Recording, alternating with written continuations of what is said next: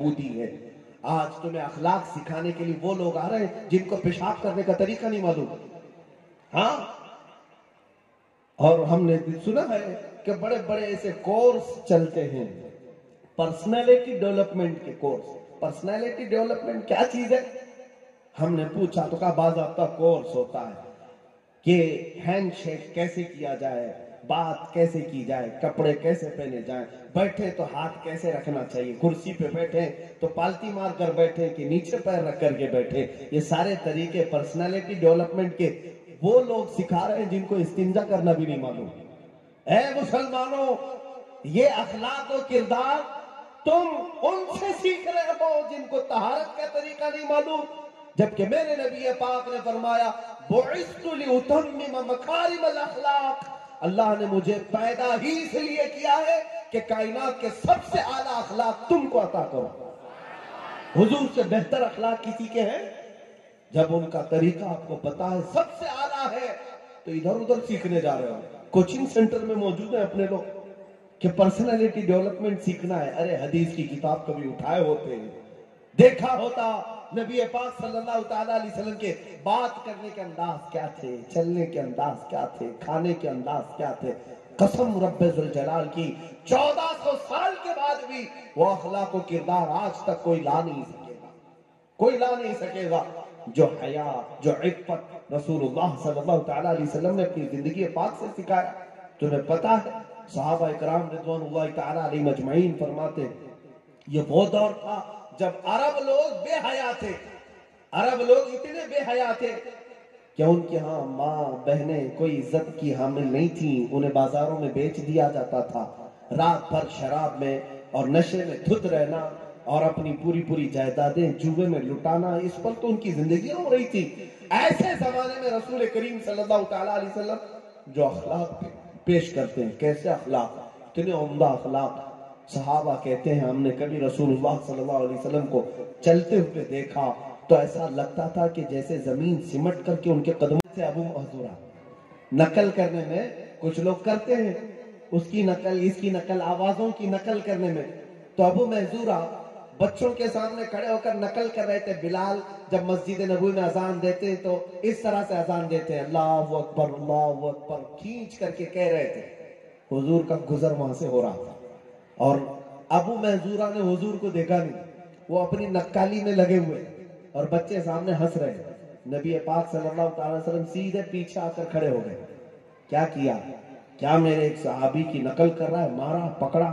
حضور خاموش کھڑے رہے اور دوسرے بچوں نے دیکھ لیا، وہ ڈر کر سہم گئے، پتہ نہیں اب کیا ہوگا۔ ابو محذورہ تو اپنے کام میں لگے ہوئے، بلال یوں کہتے بلال یوں کہتے، بلال یوں کہتے بلال یوں کہتے۔ تھوڑی دیر کے بعد جب رسول پاک صلی اللہ تعالیٰ علیہ وسلم کی خوشبو محسوس ہوئی، پلٹ کر کے دیکھا تو ڈر کر خوف کے مارے کانپنے لگے، کہا یا رسول اللہ معاف کر دیں، یا رسول اللہ معاف کر دیں، یا رسول اللہ معاف کر دیں۔ ان دوستوں نے مجھے کہا اس لیے میں کہہ رہا تھا۔ نبی پاک صلی اللہ تعالیٰ علیہ وسلم نے نہ غضب کا نہ غصے کا بلکہ کوئی اظہار نہ فرما کر ان کو پکڑا اور واپس لے آئے اور مسجد نبوی میں کھڑا کیا اور کہا یہاں سے اب اذان دو۔ جانتے ہیں نبی پاک صلی اللہ تعالیٰ علیہ وسلم کی اس بچے پر ایک عنایت کا اثر یہ تھا، ابو محذورہ اس وقت سے لے کر حرم پاک میں 60 سال تک صرف اذان ہی دیتے رہے، اذان ہی دیتے رہے۔ نبی پاک صلی اللہ تعالیٰ علیہ وسلم کے اخلاق و کردار کی بات کرتے ہیں۔ عزیزان گرامی، ایک بار حضور بیٹھے ہوئے بچوں کے درمیان میں، بہت سارے بچے کھیل رہے ہیں، ایک بچے کا باپ آیا، اس نے اپنے بچے کو بیٹا کہہ کر بلایا، بیٹا ادھر آ جا۔ نبی پاک صلی اللہ علیہ وسلم نے اس شخص کو بلایا، کہا تو اپنے بچے کو بیٹا کہہ کر کے مت بلا، اس کا نام لے کر بلا۔ کہا کہ حضور پیار سے بیٹا ہی تو کہتے ہیں، ہر کوئی اپنے بچے کو۔ حضور نے فرمایا یقیناً تیرا بیٹا ہے، گھر میں بیٹا کہہ کر پکار، اس لیے کہ یہاں بہت سارے یتیم بچے کھیل رہے ہیں، اگر تو بیٹا کہے گا تو انہیں اپنا باپ یاد آئے گا۔ انہیں بیٹا کون کہے گا؟ جو ان بچوں کے بھی درد کو محسوس کرنے والے، یہ اعلیٰ اخلاق کے مالک، اعلیٰ اخلاق کے مالک۔ تم آج پرسنالٹی ڈیولپمنٹ کے چکر میں پتہ نہیں کس کے غلام ہو گئے۔ نبی رحمت صلی اللہ تعالیٰ علیہ وسلم کی ذات کو پڑھا کبھی؟ مسجد نبوی شریف کے باہر کھڑے ہیں، ایک عورت آ رہی ہے، وہ عورت مدینے میں مشہور ہے، جس کا دماغی توازن کھویا ہوا ہے، جس کو سنکی کہتے ہیں، ہوش و حواس نہیں رہتے، جو منہ میں آئے بکتے چلے جائے، اور وہ عورت جیسی آتی لوگ راستہ کاٹ لیتے تھے، اب بک بک شروع کریں گے، کچھ بھی بولے، الٹا سیدھا کچھ بھی بولتی رہے۔ وہ عورت آ رہی ہے، حضور پاک صلی اللہ تعالیٰ علیہ وسلم اپنے صحابہ کے ساتھ مسجد نبوی کے دروازے پر کھڑے، جیسی وہ عورت آنے لگی صحابہ نے حضور کو گھیرے میں لے لیا کہ یہ آئے گی پریشان کرے گی، حضور کو کہیں تکلیف نہ ہو، تو وہ قریب سے قریب آتی رہی، صحابہ اور گھیرا بناتے چلے گئے، حضور نے فرمایا ہٹو، چھوڑ دو اس کو، آنے دو۔ صحابہ نے کہا یا رسول اللہ صلی اللہ تعالیٰ علیہ وسلم، او دماغی توازن کی صحیح عورت نہیں، بولتی ہے تو بولتی چلی جاتی ہے، اور کیا بولتی ہے اسے اندازہ نہیں ہوتا، کہیں وہ آپ کی بے ادبی نہ کرے، کہیں وہ ایذا نہ دے۔ حضور نے فرمایا آنے دو اس کو۔ صحابہ پھر روک رہے تھے کہ یا رسول اللہ صلی اللہ علیہ وسلم اس عورت کو آنے نہ دیں۔ سنو میرے عزیزو، نبی پاک صلی اللہ تعالیٰ علیہ وسلم ارشاد فرماتے، اے میرے صحابہ مجھے معلوم ہے وہ عورت، مجھے پتا ہے پورے مدینے میں اس کی کوئی بات نہیں سنتا، مجھے بتاؤ اگر میں بھی نہ سنوں تو وہ کس کو سنائے گی؟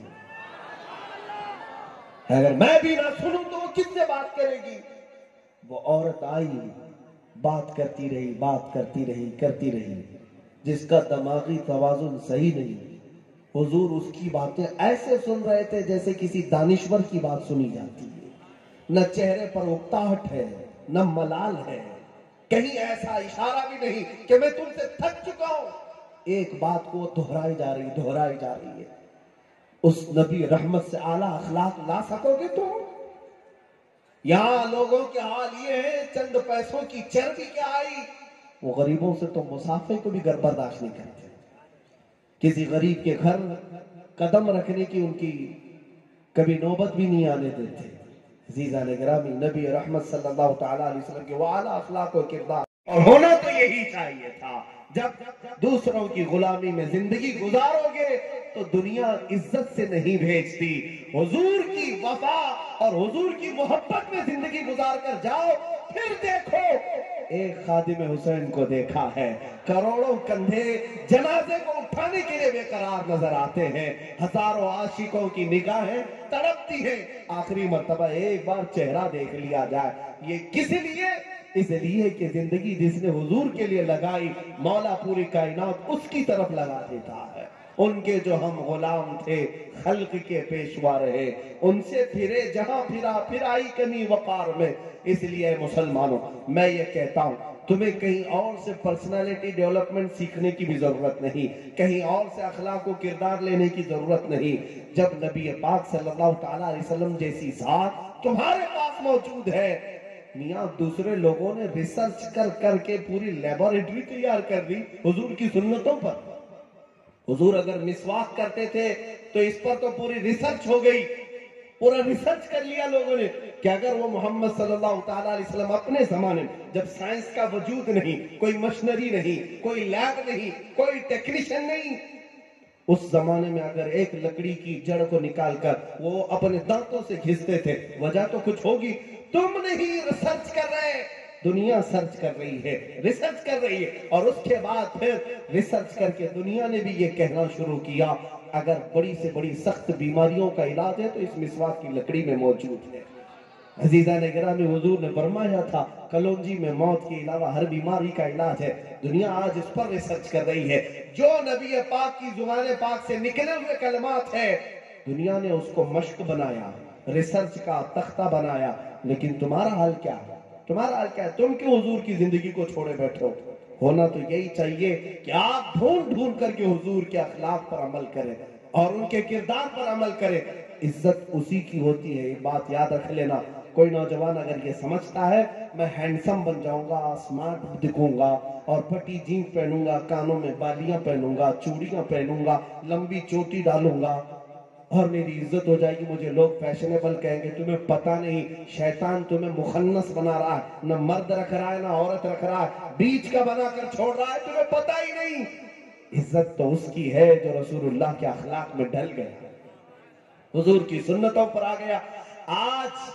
آج دیکھا ہے، ہم دیکھا ہے، تم نے ہو سکتا ہے اس کو مذاق سمجھا ہوگا، میرے عزیزوں، ہم نے دیکھا ہے رسول اللہ صلی اللہ تعالیٰ علیہ وسلم کے اخلاق پر عمل کرنے والے وہ نوجوان جن کو داڑھی کبھی چبھتی ہے اور کبھی ٹوپی وزن لگتی ہے، تم چھپا لو، تم کاٹ لو، یہ سوچ کر کے کہ 4 لوگوں میں میری عزت بنی رہے گی، خاک عزت بنی رہے گی۔ حضور کی سنتیں سجانے والے کو صبح اور شام اللہ کے فرشتے سلام بھیجا کرتے ہیں۔ تمہیں پتا بھی ہے اللہ کے فرشتے سلام بھیجتے ہیں۔ ایک صحابی ایسے تھے جن کی داڑھی کا ایک ہی بال آیا تھا اور آیا ہی نہیں تھا، حضور دیکھتے تو ان کو ہنستے تھے، مسکراتے تھے، ان کو ایسا لگا کہ حضور صلی اللہ تعالیٰ علیہ وسلم مجھے دیکھ کر ہنستے ہیں، شاید یہ کوئی اچھی چیز نہیں، جا کر کاٹ آئے۔ حضور پاک صلی اللہ تعالیٰ علیہ وسلم اس دن سے ان کی طرف دیکھ ہی نہیں رہے، حضور نے دیکھنا ہی نہیں چاہا۔ وہ صحابی آئے، کہا حضور خطا ہو گئی میری، معاف فرمائے۔ کہا کہ تم نے وہ کیوں کاٹ دیا؟ انہوں نے کہا آپ روزانہ دیکھ کر ہنستے تھے تو میں سمجھا شاید یہ بری لگتی ہو آپ کو، اس نے کاٹ دیا۔